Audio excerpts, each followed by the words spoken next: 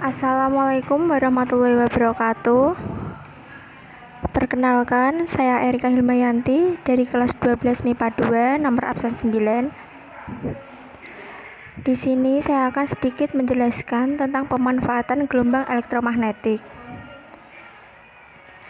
Sebelumnya, apa yang disebut gelombang elektromagnetik? Gelombang elektromagnetik adalah gelombang yang dihasilkan dari perubahan medan magnet dan medan listrik secara berurutan dengan arah yang saling tegak lurus. Berikut ini sifat-sifat gelombang elektromagnetik. Yang pertama, gelombang elektromagnetik dapat merambat dalam ruang hampa. Yang kedua, gelombang elektromagnetik merupakan gelombang transversal. Yang ketiga, gelombang elektromagnetik dapat mengalami polarisasi. Keempat, gelombang elektromagnetik dapat mengalami pemantulan, yaitu refleksi. 5. Gelombang elektromagnetik mengalami interferensi. 6. Gelombang elektromagnetik dapat mengalami pembiasan yang disebut refraksi. 7. Gelombang elektromagnetik mengalami lenturan atau difraksi. 8. Arah rambat gelombang elektromagnetik tidak dibelokkan oleh medan listrik dan medan magnet, tetapi dibelokkan oleh medan gravitasi. Sebagai contoh pemanfaatan infrared sebagai fisioterapi. Apa itu terapi infrared? Terapi infrared adalah salah satu jenis terapi dalam bidang ilmu kedokteran fisik dan rehabilitasi yang menggunakan gelombang elektromagnetik inframerah dengan karakteristik gelombang adalah panjang gelombang 106 sampai 770 nanometer, berada di antara spektrum gelombang cahaya yang dapat dilihat dengan gelombang microwave, dengan tujuan untuk pemanasan struktur muskuloskeletal yang terletak superficial dengan daya penetrasi 0,8 sampai 1 mm. Prinsip kerja terapi infrared.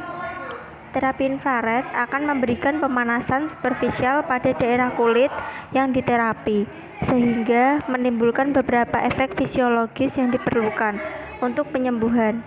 Efek-efek fisiologis tersebut berupa pengaktifasi reseptor panas superficial di kulit yang akan merubah transmisi atau konduksi saraf sensoris dalam menghantarkan nyeri, sehingga nyeri akan dirasakan berkurang.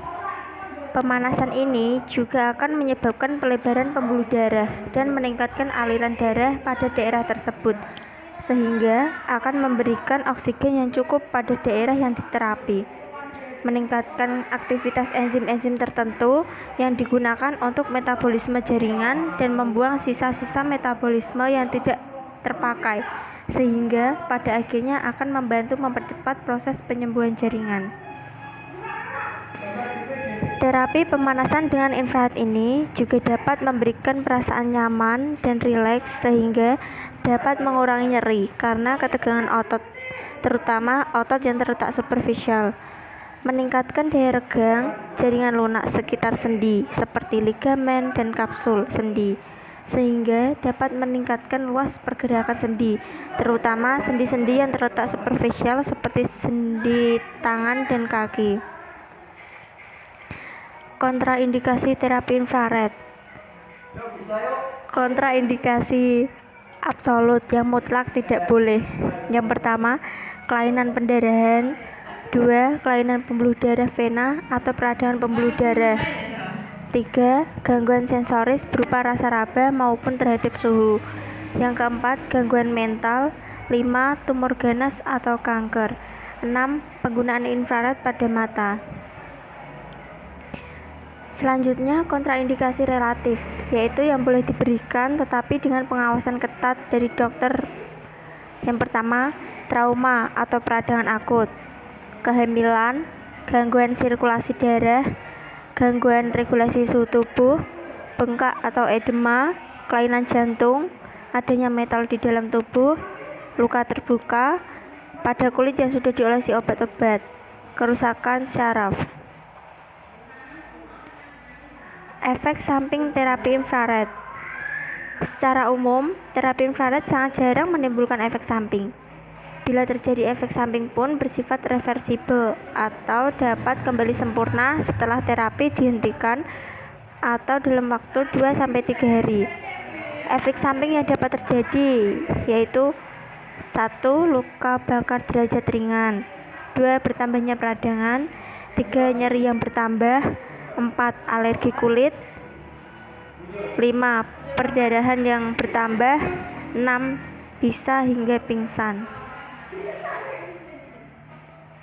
Kemudian pemanfaatan infrared dalam teknologi. Yang pertama, kamera CCTV. Infrared dalam kamera CCTV mampu merekam suatu aktivitas dalam ruangan yang gelap dan membuat hasil rekaman menjadi lebih terang, seperti menggunakan cahaya lampu.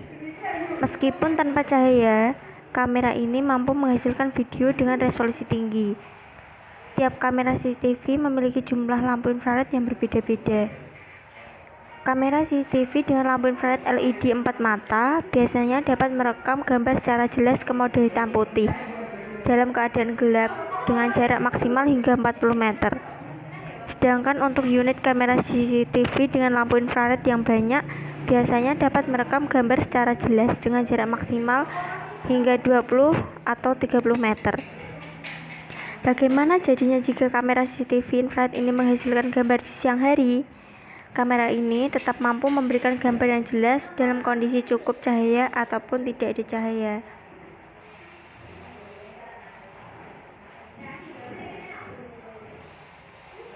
Yang kedua, remote control. Semua remote control menggunakan transmisi sinyal infrared yang dimodulasi dengan sinyal carrier dengan frekuensi tertentu, yaitu pada frekuensi 30 sampai 40 kHz.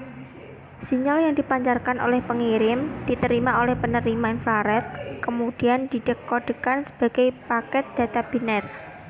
Pada transmisi infrared terdapat dua terminologi yang sangat penting, yaitu space yang menyatakan tidak ada sinyal carrier dan pulse yang menyatakan ada sinyal carrier.